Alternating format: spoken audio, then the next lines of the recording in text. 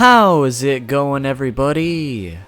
Too Spooky here, and it looks like it's finally time for yet another One Piece fact video. So with that, today, we're going to be counting down 10 facts about Brook. This video was suggested by so many of you guys. Like the rest of the Straw Hats, Brook has been suggested time and time again by you guys for a very long time. So I really hope this video lives up to the expectations. Anyways, thank you all so much for the suggestion, and I hope you all enjoy because this one is going out to you. Now, without further ado, make sure to grab a bone, or maybe two, and let's just jump right into it. Number 1. In episode 509, there is one part where Brook starts playing a song to lift up the spirits of the shamans. And the song that he plays is actually the same exact song that is played by Butler in the third movie. And although Brook never says the name of the song, in the third movie that song was called The Song of the Horn-Eaters. And in that movie, this song was used to make animals rampage, rather than lift up spirits. So it looks like either Brook or Butler may have played the wrong song.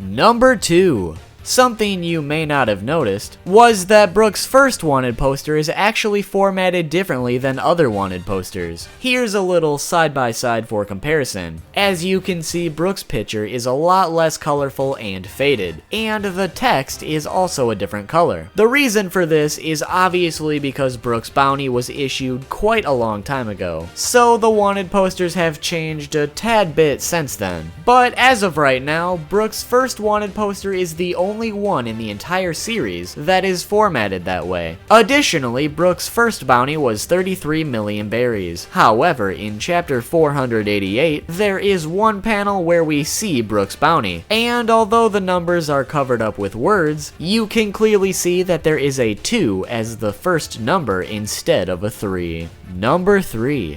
Brook's favorite food is takoyaki and tea, while his least favorite is lemons. You know, I'm kinda surprised that he doesn't like lemons. And his favorite food dish to prepare is churrasco. Number 4. Brook is actually the only member of the Straw Hats that never got to ride on the Going Merry. And if that's not interesting enough for you, it was revealed in NSBS that Brook would be Austrian if he lived in the real world.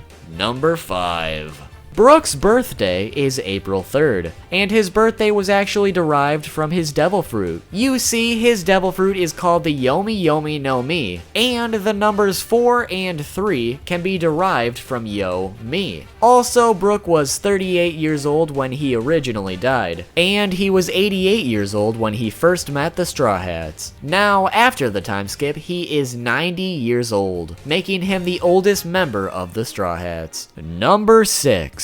Brook was 8 feet 8 inches tall, or 266 centimeters tall before the time skip. And he actually somehow grew taller after the time skip, now standing at 9 feet 1 inch tall, or 277 centimeters tall. Now, believe it or not, there's actually a little bit of a plot hole about this. You see, when Brook was up against Ryuma, Brook said that it was very important for him to protect his afro, because his body had stopped growing. Yet here he is 5 inches or 11 centimeters taller. So either Brook lied through his teeth because he just didn't want to regrow his beloved afro, or we have a plot hole alert! One Piece is perfect! There are no plot holes! What are you saying? One Piece is perfect! There can't You're be lying! plot holes! One Piece What is the perfect! Piece There is are no perfect. plot It can't have any holes! plot Oh my holes. gosh, no! Number 7. Now, in the 2 previous facts, we established that Brook was 88 years old before the time skip, and 8 feet 8 inches tall, or 8'8" when it's abbreviated. Well, it turns out both his age and height are a reference to the piano, because pianos generally have 88 keys, and considering Brook is a musician, it's like the perfect hidden reference. Number 8. Brook's devil fruit, the Yomi Yomi no Mi, is so far the only devil fruit in the series that had some sort of condition that needed to be met beforehand for the abilities of the fruit to activate, which was Brook needing to die before his fruit abilities could take effect, making Brook a reviving human. Now, as far as we know, Brook's soul can only return to his body so long as his body is not badly damaged, and so far we know that he can only return to his body once after dying. But my question to you guys is, do you think that Brook would be able to keep returning to his body and continually revive himself so long as his body is intact? Or do you think his fruit only allows him to die and revive one time? I'd really like to know what you guys think, so make sure to comment what you think down below. Number 9. So far, Brook and Sanji are the only two characters in the series who had bounties that were drawings. Sanji's first bounty was a very poorly done drawing of himself, and Brook's newest bounty is a drawing of himself from one of his concert posters. Additionally, Brook's newest bounty is so far the only bounty revealed in the series that is uniquely designed, because his whole entire bounty poster is just a redesign of one of his concert posters, and is not the usual brown color with a picture in the middle. Additionally, Sanji and Brook actually share something in common. No, not peeking in on Nami and Robin, although I guess they share that too. But the thing they do share in common is that they both smoke. We already know that Sanji is an avid smoker, but in the Strong World movie, Brook was also seen smoking. However, this is non-canon, so it doesn't exactly count, but I still figured I'd bring it up anyways. And the moment that you've all been waiting for, number 10. Although Brook didn't make his debut until chapter 442, Oda had the idea to create Brook for a long time. You see, Oda came up with the concept of Brook back when he first drew Laboon. Now, Laboon's debut was chapter 102, which was 340 chapters before Brook would make his debut. And I'm willing to bet that Oda came up with Laboon before he got around to that chapter. So Brook was a work in progress even before chapter 102. It has also been said that Oda first came up with him in the year 2000, but we can't know for sure. Oda was certain that he wanted to make a skeleton musician, and from early concepts we can see that the general idea of Brook was present the whole time, but his design varied at first. Like for instance, you can see him here with a bandana and no afro, a hat with no afro, and an afro with no hat. And in a different concept of the whole crew, Brook is wearing some sort of cavalier hat.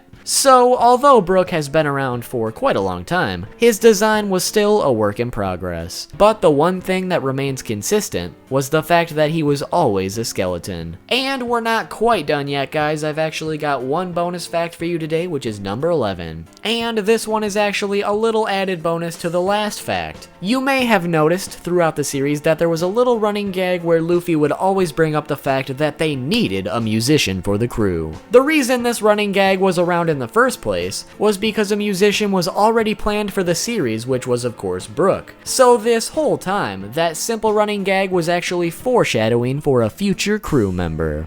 But there you have it, everybody. 10, no wait, 11 facts about Brook from One Piece. Hopefully you guys enjoyed this video today, and hopefully you learned something. If you did, make sure to leave a like. But that's not all. If you leave a like on this video, there's actually a 0.0000069% chance that you will gain the ability of the Revive fruit, or the Yomi Yomi no Mi, which means that after you die, if you are one of the lucky few, there is a chance that your soul will return to your body and reanimate you. So make sure to leave that like. Also, make sure to subscribe if you haven't already, and make sure to hit that notification bell so you can be notified about the next One Piece related video. Also, make sure to like and follow any of Too Spooky's social media. You can find those links in the description. Thanks, Carl. And real quickly before we go, I just wanted to let you guys know that I was recently featured on 2 different channels. The first is a creepypasta, scary story narration channel called Unit 522. If you are familiar with the scary story narrations, you've likely heard of him, and I was featured in a creepypasta story about chat rooms over on his channel. And the second was in a fact video about My Hero Academia over on All Day Anime's channel. There will be cards on the screen right now along with links to these videos in the description, and whenever the ending cards pop up on the screen, you can also click on them there. I highly suggest you guys check out both videos and make sure to subscribe to both of their channels while you're there. They both make amazing